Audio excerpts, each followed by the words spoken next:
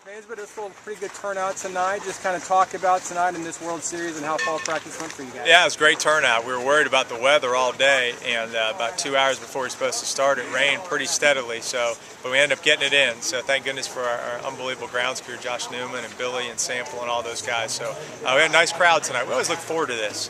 You know, Game 3, something we started a couple years ago when we got here, that I wanted to have our own black and gold game to get as many fans out and kind of do as a segue to the spring. So had some neat things tonight. We introduced the Diamond Girls for the first time and had our our inaugural dugout club meeting. So overall, it was great from that standpoint.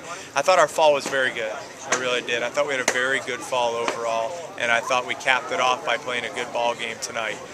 You know, I told the guys with the two kind of big things that I saw is I challenged obviously a lot of the returning players at the end of the year last year. Our theme's good to great.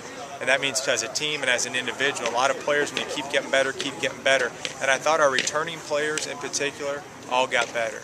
I mean, I won't go down the list, but just look at some of their bodies. They're stronger, they're leaner.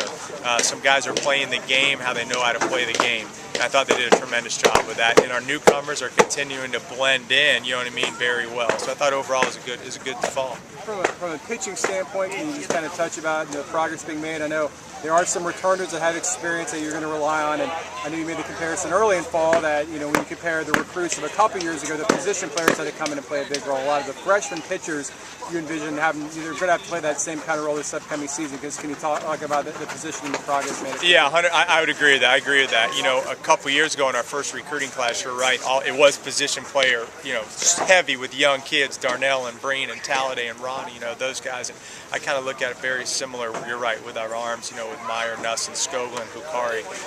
Obviously, you know, Garrett Nuss and I thought Eric Skoglund are two young arms that did a great job for us this fall.